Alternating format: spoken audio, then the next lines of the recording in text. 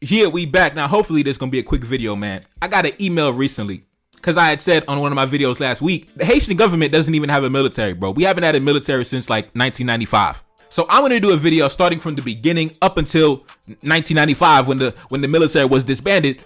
And this video is basically gonna be a history of the Haitian military. Let's get into it, man. Now, as we all know, in the summer of 1791, the greatest rebellion in history broke out on the French colony of Saint-Domingue. And among the many personalities that emerged during this time period, we already know Toussaint Louverture emerged as the dominant figure. And from the early 1790s up until about summer of 1802, he was the supreme commander of the Haitian armed forces. As we all know, in the summer of 1802, Toussaint Louverture was imprisoned, and he died in prison on the orders of Napoleon Bonaparte. Rest in peace to Toussaint. After that, Dessalines rose to power as the dominant figure in the Haitian military, starting in 1804 when the country was established. Crowning himself emperor, this gave him authority over both the government and the military. And with his 1805 constitution, he made it mandatory that every able-bodied gentleman in the nation has to either contribute to the agricultural production of the nation, or you have to contribute to the military defense of the nation by enlisting as a soldier and rising up the ranks. So from early on, the country established a culture that was based around the military. The military was the dominant institution of the nation pretty much for the entire existence of the nation up until the military was disbanded in the 90s. In October of 1806, Dessalines was overthrown and assassinated by, guess what, officers in the military. Dessalines was only in power for 2 years and 25 days. The assassination of Dessalines would lay the foundation for how the military would operate for the next, 100 some odd years, 200 some odd years. After the assassination of Dessalines, the military was split in half under the leadership of two officers in the military. You had General Henry Christophe up north, and you had General Alexander Pétion down south. Each man taking a section of the military to defend their own sovereign territories. General Christophe would go on to establish the Kingdom of Haiti up in the north. General Alexander Pétion would go on to establish the Republic of Haiti in the south. From 1807 to about 1812, both of these two sovereign nations would clash along the borders for years on end, invading each other's territory by land and sea. Somewhere along the early to mid 1810s, they came to an unspoken agreement to where, listen, I respect your territory, you respect mine. And no further military engagement was ever undertaken by both parties. Now, according to the documents that I've read, in my opinion, if Christophe wanted to march into the south and smack them niggas up and take over their whole shit, I think he could have done that. But from the documents that I've read, Christophe eventually withdrew and felt that it was better to come to a mutual agreement of understanding instead of further undertaking any further military engagements, simply to avoid the loss of life, simply to avoid the unnecessary spillage of blood. For example, during the days of the Civil War, if a group of soldiers that came from the south, if they fell into Christophe's hand and they became prisoners, they were given a choice to switch allegiance over to the kingdom. So instead of Christophe taking his own brothers as prisoners and killing them as prisoners of war, he gave them the choice to switch allegiance over to the kingdom, because Christophe did not view the citizens of southern Haiti as his enemies. He viewed the commander-in-chief of southern Haiti, which was General Alexander Pétion. He viewed him as his sworn enemy. He viewed him as his mortal rival. But in the grand scheme of things, he always viewed the temporary division of the country as a family matter that will eventually be sorted out. Now, some people might not agree with me, but in my opinion, Haiti reached its height of success, wealth, power, dominance under the regime and administration of General Henry Christophe in the north during his time in power. That's my opinion, and I'm sticking to it. Not only was Christophe an excellent diplomat who was able to establish relations with the United Kingdom, both militarily and economically, Christophe also imported foreign mercenaries from Africa. Yes, indeed. Take a look up on the screen. This page comes out of a book entitled Henry Christophe Thomas Clarkson, A Correspondence. This book contains a bunch of letters sent back and forth between Christophe and Thomas Clarkson, who was a British abolitionist. And when you look at the second paragraph that's highlighted, it says this: Christophe made arrangements with foreign merchants for the transportation of 20,000 Negroes from Africa, carefully selected and given the most rigorous training. They not only served as his bodyguard, but acted as an internal police force, and to them was assigned the surveillance of the entire kingdom. Now, the main reason why Christophe got in contact with the African kings for some foreign mercenary support was because Christophe did not trust the military of the revolution, because they seen how they just wiped Dessalines off the face of the earth. So Christophe was like, what? Y'all niggas ain't about to get me. Y'all boys ain't about to get me. And many of those foreign mercenaries came from the kingdom of Dahomey, one of the most feared militaries in all of West Africa. All on that west coast of Africa, one of the most feared military regimes. So I say all that to say, the Haitian military under the administration of Henry Christophe, bro, it was a beast. It was a beast. And that's why when Christophe was in power, nobody dared to come against Christophe, man. The French government didn't send a single expedition when Christophe was in power. the American government didn't take a single action against Christophe when he was in power. Even when Christophe seized damn near $3 billion worth of American property, the American government took no retaliatory measures against Christophe, man. And it was a reason for that.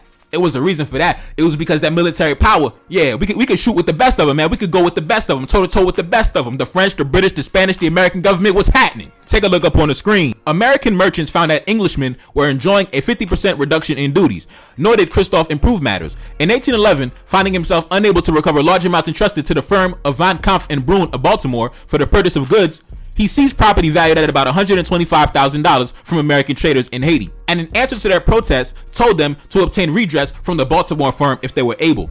Thus, his American commerce dwindled. And I bring that story up about how Christophe seized property valued today at about $3 million, and the American government didn't do a goddamn thing about it. And the reason they didn't do a goddamn thing about it is because the military power of Christophe's government wasn't nothing to play with. We got the same warships you got. We got the same cannons you got. We got the same rifles you got. Listen, we just smacked up the French, British, and the Spanish the other day, nigga. Do you want them problems? So at the end of the day, the American government decided to take that L. They took that loss. You know what I'm saying? They took that loss. And that's why I don't really get in my feelings about the foreign policy of the United States against the Haitian government, because when the ball was in our court, we were stepping on necks. So I don't listen. It is what it is, man. When we had the power, we were stepping on necks. So I never get in my feelings when my neck is getting stepped on. I understand how life goes. I understand how this shit go. And I was having a conversation with a friend not too long ago, and we were talking about why does the United States hold such a hostile position towards the Haitian government, and we were talking about how during the revolution, a lot of the white Frenchmen that fled the island,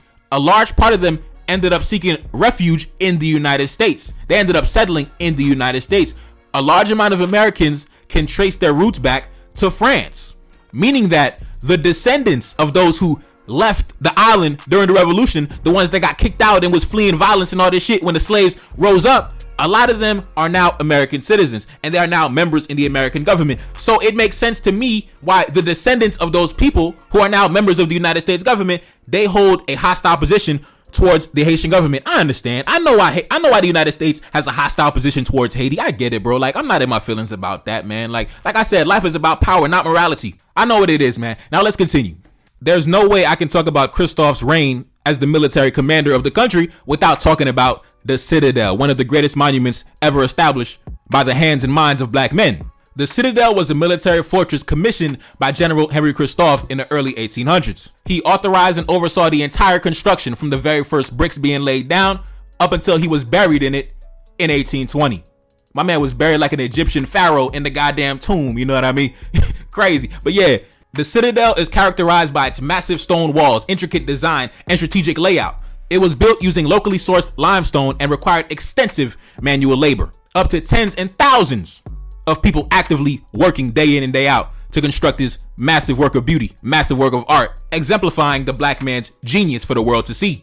The fortress occupies an area of approximately 108,000 square feet and features numerous defensive elements, including damn near 400 cannons and hidden passages. It was designed to house a garrison of several thousand soldiers and provisions to withstand a long siege of up to a year. Unfortunately, when Christophe was in power, like I said, the French never came, no invading force ever came, nobody ever wanted no smoke. So the Citadel never seen a single cannon being fired. The Citadel never seen a single battle being fought. The Citadel basically functioned as Christophe's second house. Christophe had the palace and he had the Citadel.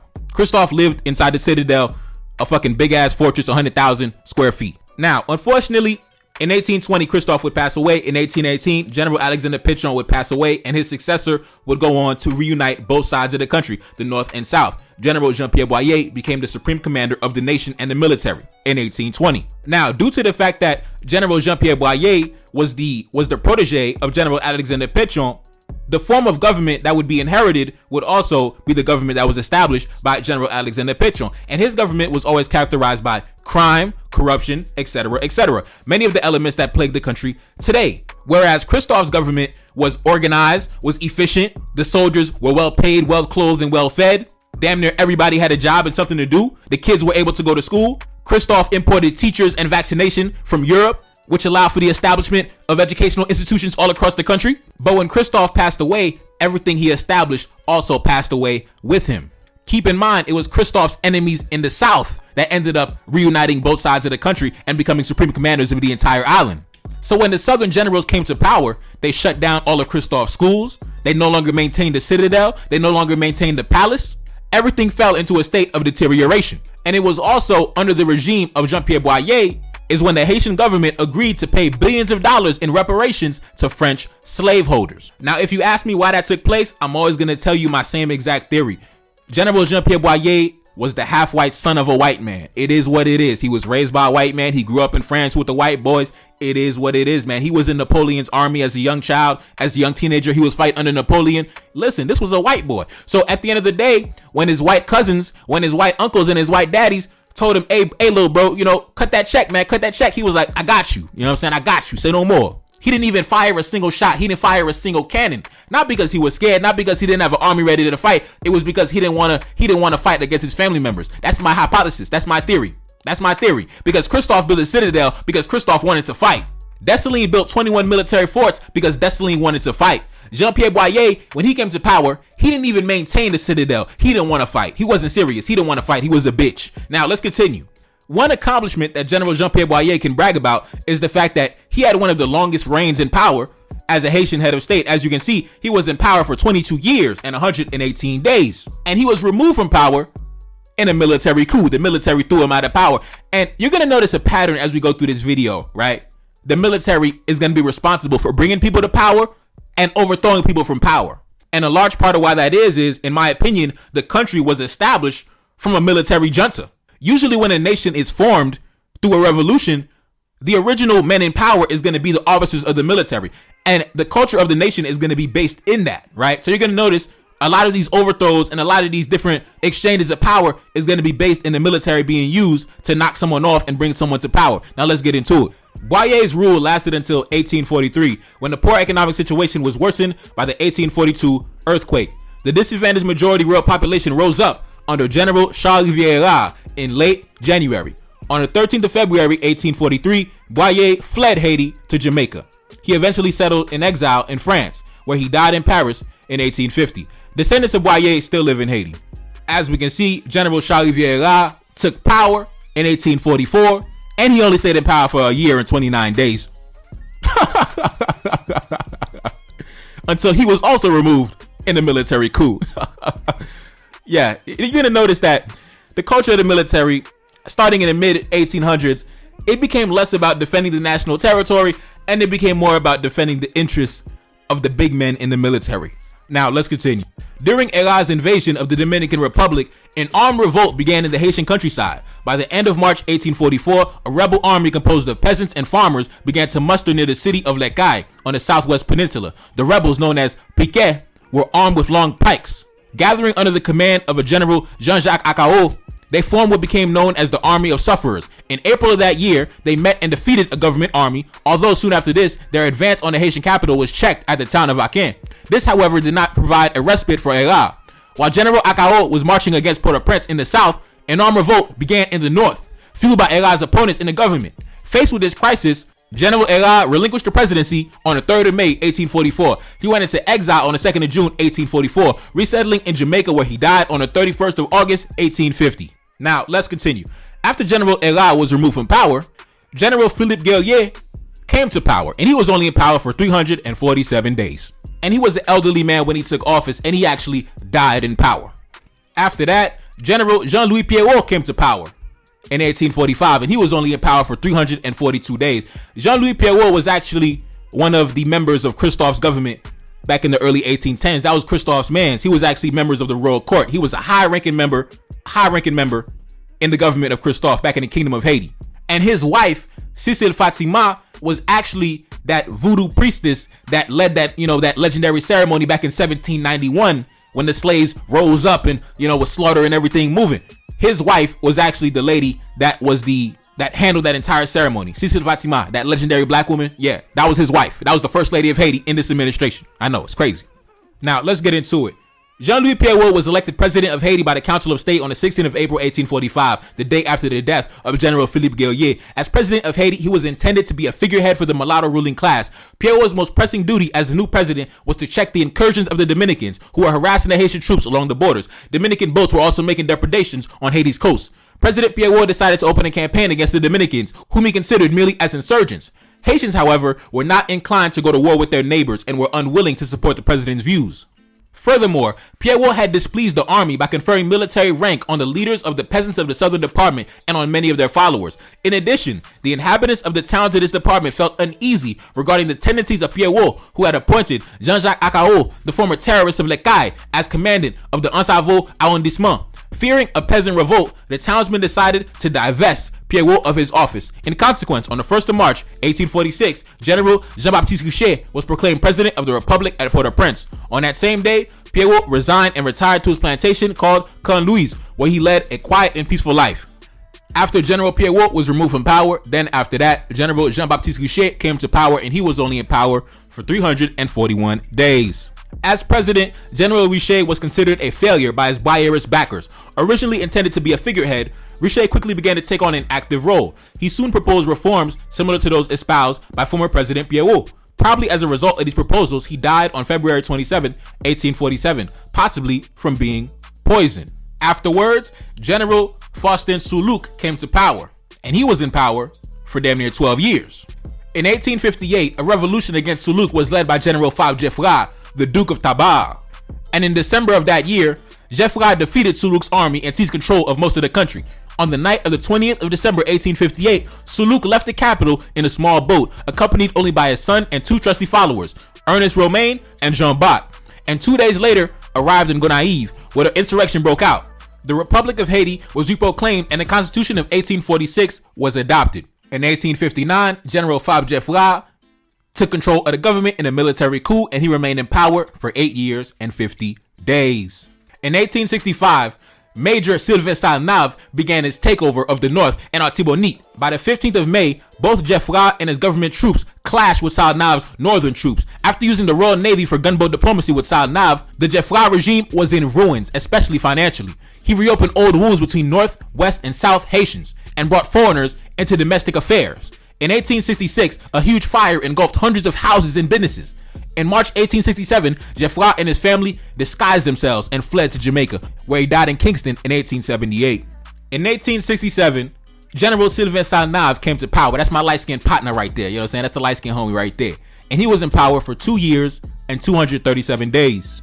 And I say that's the light-skinned partner because even though he was extremely light-skinned, damn near looking like a white boy, Sylvain Salnave, he was riding with a black man, you know what I'm saying? Sylvain Salnave was riding with a black man, you know what I'm saying? Yeah, that's the homie right there. That's actually a president that I highly respect. I got big love for General Sylvain Salnave. Unfortunately, General Salnave was removed from power in the same way that he came to power. As we already know, General Sylvain Salnave, he came to power in a coup d'etat, overthrowing his predecessor. In 1869, an uprising erupted against Salnave's administration. The revolution quickly gained momentum. The rebel armies seized control of several major cities, including the capital. The international community also played a significant role in Salnave's downfall. The United States sent warships to the region to support the rebellion. The French and the British also sent support in the rebellion against Salnave. With mounting pressure and facing imminent defeat, Salnave attempted to escape the country, but he was captured by the rebel forces.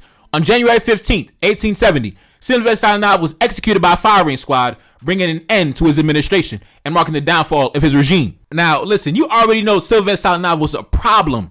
If the United States, the British government, and the French government all converged to support the rebellion in the overthrow against his administration, you already know, man. I told you, Sylvain Salnave was a problem, man. Sylvain Salnave was a problem, man.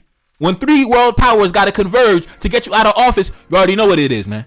Rest in peace, Sylvain Salnave. Rest in peace, man. Rest in peace to the Don. Rest in peace to the General, Sylvain Salnave. Let's go. In 1869, December 1869, General Jean-Nicolas Saget came to power, and he was in power for 4 years and 138 days. In 1874, General Michel Domain came to power, and he was in power for 1 year and 306 days.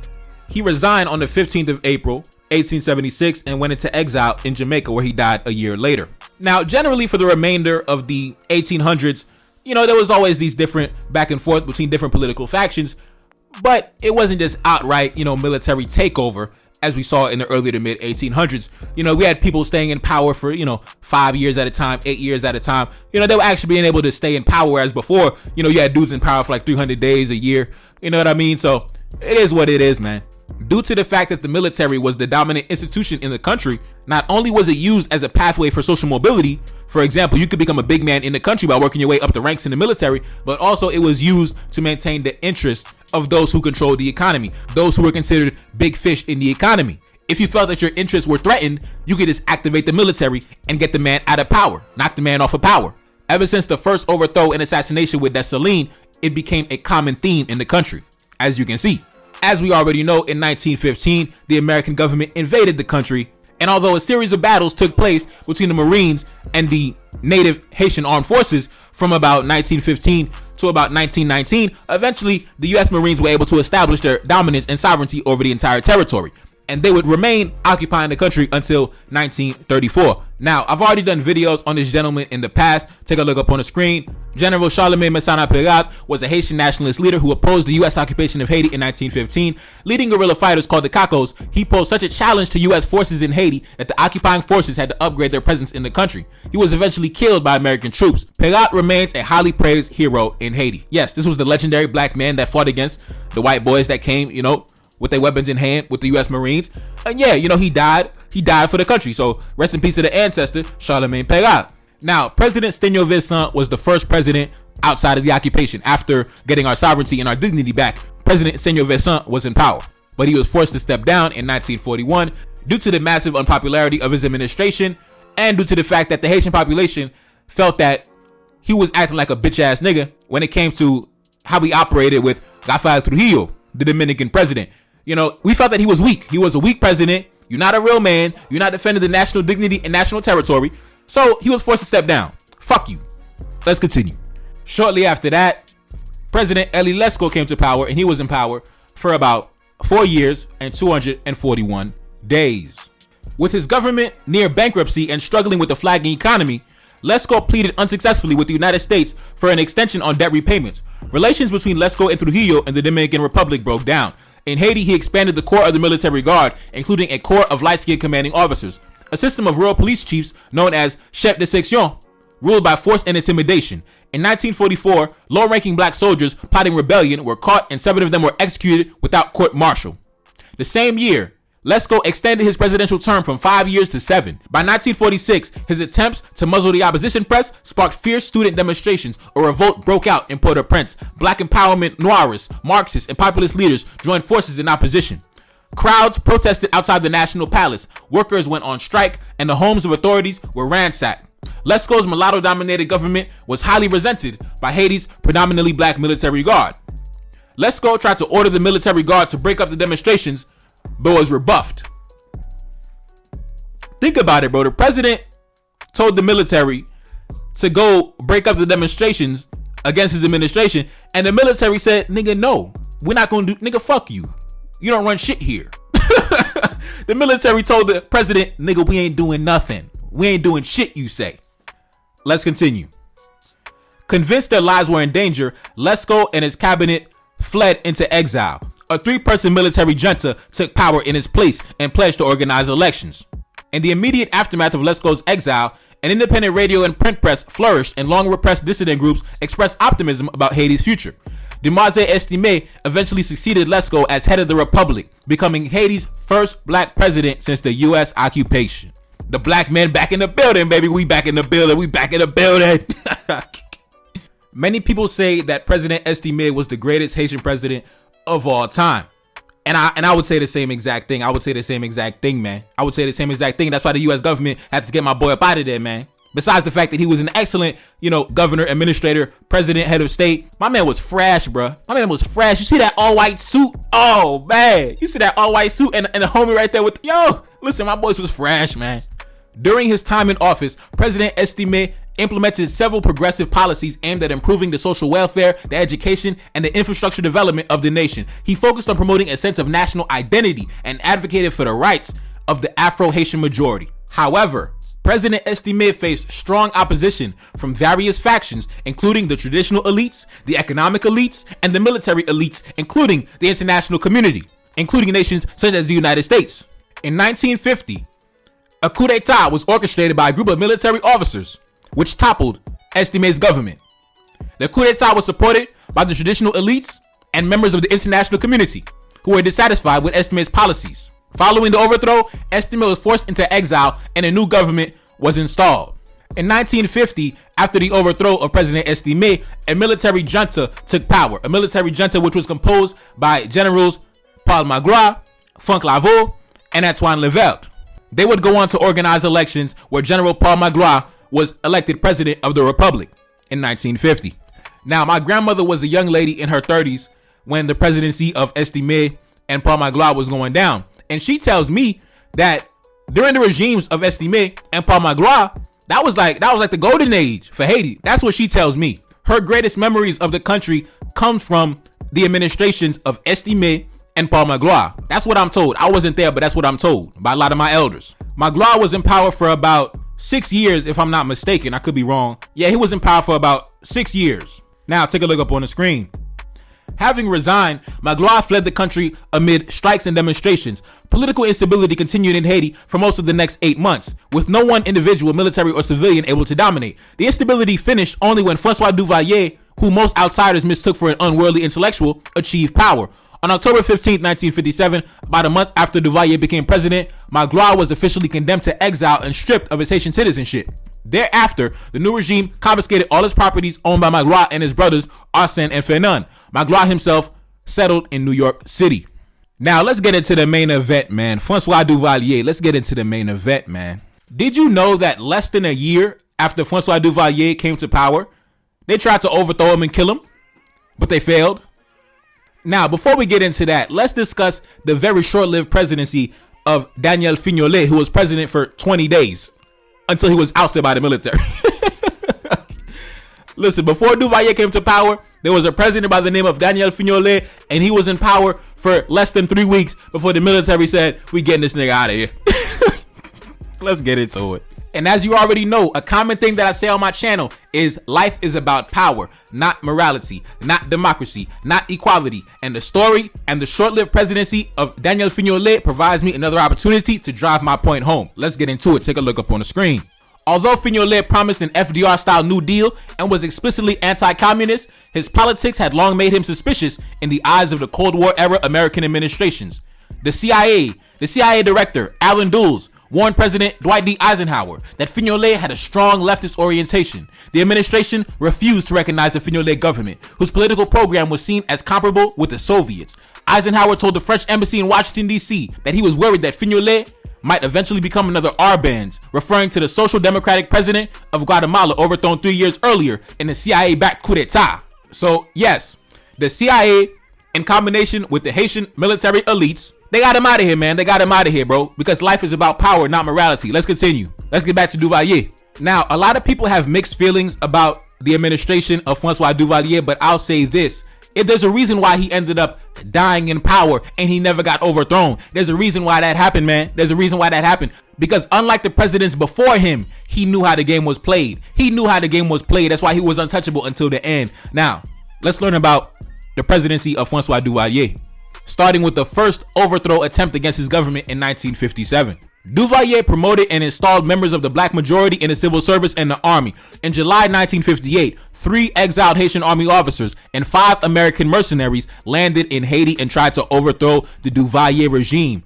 All of them were killed. Although the army and its leaders had quashed the coup attempt, the incident deepened Duvalier's distrust of the army, an important Haitian institution over which he did not have firm control. He replaced the chief of staff with a more reliable officer and then proceeded to create his own power base within the army by turning the presidential guard into an elite corps aimed at maintaining his own power. After this, Duvalier dismissed the entire general staff and replaced it with officers who owed their positions and their loyalty to him. So yeah, man, Duvalier basically switched out the entire military and exiled or killed any elements within the military that could possibly plant seeds to overthrow his regime, because he understood how the game was played. He was in the administration of President Dumas Estimé. He was a minister in that administration. He seen them overthrow Estimé. He seen them overthrow Magloire. He seen them overthrow Fignolet, and he was like, y'all boys ain't about to get me. Just like Christophe, when Christophe ended up bringing all the mercenaries from Africa, because he was like, y'all boys ain't about to get me. Y'all ain't about to get me. Duvalier did the same thing. Y'all ain't about to get me. I'm a dying power. You ain't about to get me. Now, let's get back into it. In 1959, Duvalier created a rural militia, the VSN. Translated to English, it would be the National Security Volunteers, commonly referred to as the Tonton Coups. to extend and bolster support for the regime in the countryside. The coups by 1961 was twice as big as the army. Now, Duvalier was in power for about 13 years, 181 days. His son took power in 1971, and he was in power for 14 years and 292 days. After the Duvalier family was overthrown, then what happened was a series of mini administrations that came to power and were removed from power from the military. Let's take a look. As we can see, General Henri Namfi was in power for 2 years. And then President Leslie Manigat was in power for 134 days. Then General Henri Namfi came back to power through a coup d'etat again, and he was in power for 89 days. Then General Post-Duvalier came to power for a year and 236 days. And then President Elah Abraham was in power for 3 days. And then, the beautiful Erta Pascal Trujillo was in power for 331 days. And then the presidency of Jean-Bertrand Aristide, what they call, the first democratically elected president, he came to power in the year 1991. But just 8 months into his regime, he was overthrown in a coup d'etat by the military. In September 1991, the military performed a coup d'etat against Aristide, led by Army General Raoul Cedras, who had been promoted by Aristide in June to Commander-in-Chief of the Army. Oh my God, bro. Just a couple months after being appointed Commander-in-Chief of the Army, Raoul Cedras overthrew the damn government. High-ranking members of the Haitian National Intelligence Service, which had been set up and financed in the 1980s by the CIA as part of the war on drugs, were involved in the coup d'etat. After years of military interference in politics, including dozens of military coups from 2 Duvalier period attempts in 1958 and 1963 to the last one staged in 1991, Haiti disbanded its military in 1995. So yeah, man, that's the history of the Haitian military. I don't care what nobody say. Every country needs a military. And obviously, if you disbanded your military because they were overthrowing the government, guess what? You don't got a military, and guess what? They still overthrowing the damn government. The president was assassinated a few years ago. So obviously, that's not the answer. Disbanding your military is never the answer. Especially a nation that was founded upon its military prowess. That makes no sense to not have a military. You need a military. What the fuck, man? But yeah, man, I'm not gonna be here too long, man. The history of the Haitian military, as you can see, 1791 to 1995, we still don't really have a military. Actually, no, the president that was assassinated a few years ago, he jump started the military back in 2017. But as you can see, he was assassinated, so it is what it is, man. Anyways, it's your boy Neferkari Desalegn. Cash App up on the screen. Like, share, subscribe, and I'm gone. Peace.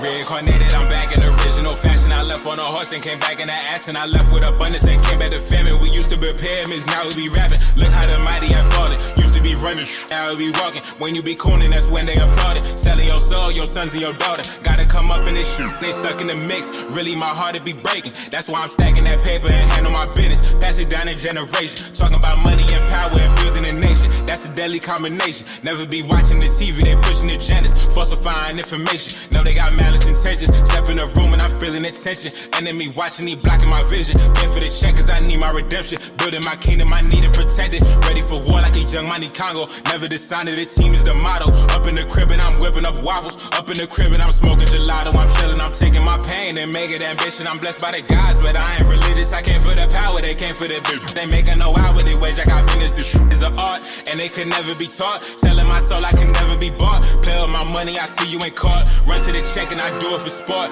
Babylon falling, I go to the source. Packing my luggage and go overseas. Shorty be with me and she so elite. Shorty be chocolate, I'm calling her Hershey. Secret intelligence probably gon' murk me. Don't fuck with friends, cause nigga I'm Haitian. Say the wrong shit and you're smacking their faces.